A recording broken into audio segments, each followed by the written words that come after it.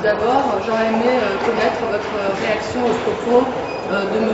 Guéant, propos qu'il a réitérés aujourd'hui. Oui, j'ai été étonné par ces propos, bien évidemment, mais bon, cela fait partie du jeu de la campagne. Nous sommes placés maintenant au centre de cette campagne, et c'est tant mieux que la question de l'antisionisme soit au centre du débat. Je pense que cela c'est bien, ça va permettre à chacun d'avoir une meilleure approche de ce courant. Qui évidemment n'a rien à voir avec l'antisémitisme, hein, et souvent le lien est fait, le chantage à l'antisémitisme étant la meilleure façon pour le sionisme de perdurer. Alors, j'attends de voir effectivement sur quel fondement juridique cet interdit peut rentrer en fonction, en vigueur. Je ne sais pas trop comment dire, parce qu'en réalité je ne maîtrise absolument pas l'argumentaire en fait de M. Guéant. Réitérer quand même ce propos en disant que cette appellation antisioniste n'était que le phoné de l'antisémitisme politique. Voilà. Non, mais c'est là où bon, il faut le répéter, le crier haut et clair. L'antisionisme n'a rien à voir avec l'antisémitisme. Ce sont déjà deux mots très différents. Il y a sur la liste des gens des personnes juives, dont des rabbins, dont les parents étaient aussi dans les camps et ont été déportés, qui sont antisionistes et qui sont à nos côtés. C'est important de le souligner, bien qu'ils ne soient pas là pour être des alibis juifs sur une liste antisioniste. En Israël, il y a également beaucoup de gens qui partagent notre point de vue et nos idées. Alors qu'est-ce qui dérange M. Guéant ? Je pense que c'est une liste qui dérange, qui fait peur, parce qu'elle a un fort potentiel. Je pense qu'elle illustre un prochain clivage qui va arriver dans les mois qui viennent. Sionistes, antisionistes, puis surtout nous dérangeons les sionistes, ceux qui sont bien installés confortablement, un peu à la manière d'un George Bush. Je crois que Sarkozy essaie de développer une politique du profil au maximum, et dans cette logique et dans cette idéologie, cette philosophie sioniste qui est extrêmement désastreuse pour la relation Nord-Sud notamment, que je défends particulièrement parce que je suis régulièrement en Afrique où je constate ce génocide sur les Pygmées et autres, et que je pense que c'est le combat commence ici et qu'il faut se battre et ne pas se tromper d'adversaire. Je pense que le sionisme c'est particulièrement bien ciblé l'adversaire. Alors pour les lecteurs de base, la conduite antisioniste au cours des européennes, c'est pas forcément très clair.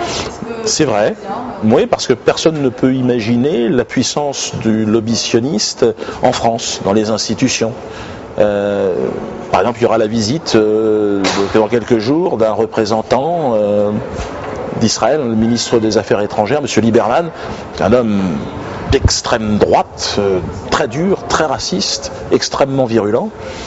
Le soutien à cette logique politique montre que la France est aujourd'hui dans une vraie dynamique de fusion avec ce projet. C'est très dangereux. Je crois que le français c'est un petit peu, si vous voulez, comme un Sicilien qui, à un moment donné, doit critiquer la mafia en place. Il y a une mafia qui est en train de s'emparer des valeurs même de la République, qui communautarise la France. Moi, ma dynamique est profondément anti-communautaire. Ça, c'est important de le signaler. Et donc, nous allons tenter d'emmener cette dynamique antisioniste vers l'anticommunautarisme auquel nous rêvons. Constituer une liste. Est-ce que vous allez parvenir à constituer des listes de façon suffisante ? Ça va être très difficile de constituer plusieurs listes, mais on s'y attache. C'est vraiment un travail extrêmement prenant pour tous ceux qui s'en occupent. Là, on a une équipe assez efficace, mais en tout cas, la liste parisienne, l'Île-de-France, dont je serai à la tête de liste, elle est bien avancée, très bien avancée même, puisque M. Guéant s'explique et voudrait la faire interdire, c'est qu'il a de bonnes raisons. Il y a des sondages très très favorables qui vont sortir dans très peu de temps. Donc effectivement, on va créer une surprise. Nous allons être la nouvelle gauche, le nouveau souffle de gauche. Et je crois que il faut commencer. Donc ça n'est que le début, et nous irons tranquillement, sereinement, de victoire en victoire, jusqu'à l'émancipation totale des esclaves que nous sommes. Dernière question. Finalement, cette polémique, elle vous sert plutôt ? Alors, je ne la maîtrise pas, cette polémique. On m'a dit, mais alors finalement, cette réaction, cette polémique de l'Élysée, est-ce que ça ne vous fait pas de la publicité? Qu'est-ce que je vous dis? Je ne sais pas s'il y a un décret est possible, si ça n'est pas un coup de bluff, je ne sais pas encore exactement. On va attendre de voir jusqu'où elle va, cette polémique. En tout cas, elle nous a positionnés au centre du débat pour ces européennes. Et je pense qu'effectivement, nous sommes le premier choix possible pour le changement, je pense. Alors c'est la question un peu facile, mais est-ce qu'en plaçant ce débat du sionisme au cœur de l'élection européenne, enfin en tout cas dans votre discours, est-ce que vous êtes là tout simplement en train de faire la provocation de plus? C'est sûr que ça provoque, et que je pense que l'univers et le débat politique a besoin d'être provoqué. Je pense qu'effectivement, c'est dans la continuité de ce qui s'est passé à Durban 2 à Genève. Je crois qu'il y a eu un grand débat sur l'antisionisme qui a provoqué des réactions épidermiques de la part de l'axe atlantiste, et on a vu la France quitter le débat. Il y a un débat qu'on ne pourra pas évacuer, c'est-à-dire qu'il y a aujourd'hui des vraies questions, et notamment de rapport nord-sud. Je pense que le Venezuela l'a bien compris avec Hugo Chavez qui est sur cette ligne, l'Iran aussi. Il y a une volonté d'émancipation des populations les plus humbles de la planète. Nous n'y croyons plus dans ce grand projet. C'est comme l'esclave des champs, si vous voulez, qui cherche à s'émanciper de la mafia dominante, du monde esclavagiste ultralibéral et capitaliste.